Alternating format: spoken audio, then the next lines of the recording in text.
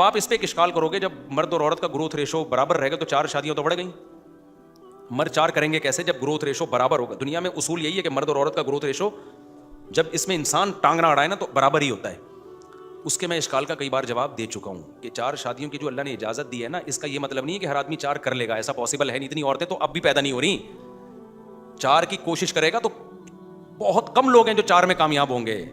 کچھ 3 کریں گے, کچھ 2 کریں گے, کچھ کو 1 بھی نہیں ملے گی. یہ وہ قوم کے نالائق لوگ ہوں گے جو سٹے باز, کیونکہ مرد اور عورت کا ریشو تو برابر ہے, یعنی اب تو نہیں ہے برابر, اب تو عورتوں کا ریشو بڑھا ہوا ہے. اصولی طور پر تو برابر ہی ہوتا ہے, لیکن اس میں نکاح کے قابل مردوں کی تعداد کم رہتی ہے اور ڈیتھ ریشو مردوں میں زیادہ ہوتا ہے. تو اس کی تلافی یہی ہے کہ 2-2 3 دن کرو. فی الحال نہیں کرو, خواتین بیان سن رہی ہیں وہ پھر بھاگ جائیں گی, 4 دن بعد اکٹھی ہوتی ہیں, پھر وہ ایک شادی پہ بیان ہوتا ہے, پھر وہ پھر ختم ہو جاتی ہیں. تو کر لو. اچھا خیر, وہ ایک الگ چیز ہے, اس پہ میں کئی بار جواب دے چکا ہوں. لیکن اصولی طور پر دنیا میں جو نظام رہا ہے نا, مرد اور عورت کا ریشو کیا رہا ہے؟ برابر. یہ قدرت چاہتی ہے کہ برابر رہے.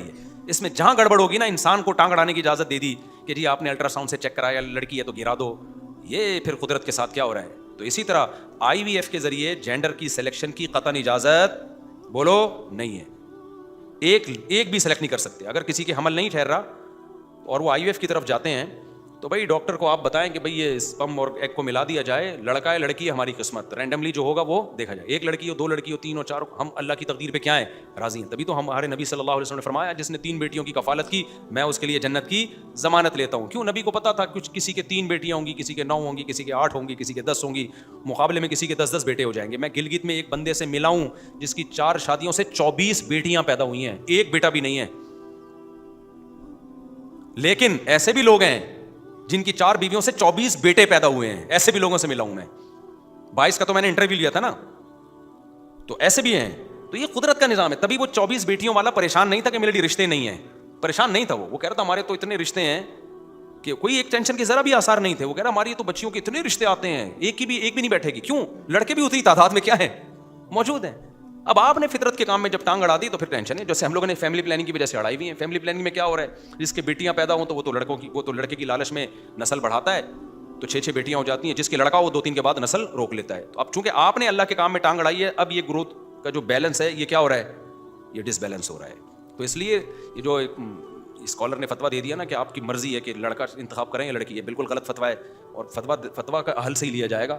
اب بعض لوگ کہتے ہیں کہ مفتیوں سے کیا غلطی نہیں ہو سکتی کہ ہم ان سے فتویٰ لیں. غلطی ہو سکتی ہے, لیکن غلطی جب غلطی کے اہل سے ہوتی ہے نا تو گناہ نہیں ملتا, الٹا ثواب ملتا ہے. لیکن جب جو آدمی نااہل ہو, جو فتویٰ دینے کا اہل ہی نہیں ہے, وہ اگر غلطی نہیں بھی کرے گا تو بھی گناہ گار ہوگا, کیونکہ آپ اہل ہی نہیں ہیں. دیکھو ایک ڈاکٹر ہے, علاج میں ڈاکٹر سے غلطی ہو سکتی ہے نا. اب اس بیس پہ قصائی کہے کہ میں بھی علاج کروں گا اور مثالیں دے فلاں ڈاکٹر نے غلط دوا دے کے بندہ مار دیا تھا, تو ڈاکٹروں سے غلطی ہو سکتی ہے, لہذا میں, تو آپ کیا کہیں گے؟ بھائی ڈاکٹر سے غلطی اگر ہو رہی ہے, جان کر کی ہے تو گناہ گار ہے, غلطی سے ہوئی ہے تو کیا ہے, قابل معافی ہے. یہی ہوگا نا. لیکن جو ڈاکٹر نہیں ہے وہ تو اگر درست بھی ٹیکا لگائے گا نا پھر بھی گورنمنٹ اس کو پکڑے گی کہ بھائی تیرا کام نہیں ہے لوگوں کو پیناڈول کھلانا, علاج کرنا, تو کہاں سے آ گیا؟ تو کبھی آپ نے دیکھا کوئی کلینک کھول کے MBBS ڈاکٹر بھی نہ ہو اور میڈیکل سائنس کا لیبل لگا کے لوگوں کا علاج کر رہا ہو؟ کبھی دیکھا آپ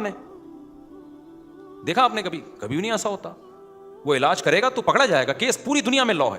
صرف ایک اسلام ایسا یتیم اور لاوارث ہو گیا ہے کہ پراپر وے میں علم حاصل کیے بغیر ہر پاگل سے پاگل کو اجازت ہے چند ریفرنسز یاد کر لے, یا تو کلینک کھول کے بیٹھ جائے, دارالفتہ کھول کے بیٹھ جائے, یا چینل کھول کے بیٹھ جائے اور لوگوں کو ہر مسئلے میں ٹانگ اڑا کے گائیڈ کرنا شروع کر دے. یہ صرف اسلام ہی کے ساتھ یہ ظلم اور زیادتی ہوئی. اور جب ان کو کہا جاتا ہے تم اس کے اہل نہیں ہو تو وہ کہتے ہیں یہ مدرسے تو منجن بیچ رہے ہیں, مدرسوں کے پاس مت جاؤ فلانے سے, اور جو ہے وہ علم دین کے علم جو ہے نا وہ کسی کی اجارہ داری نہیں ہے.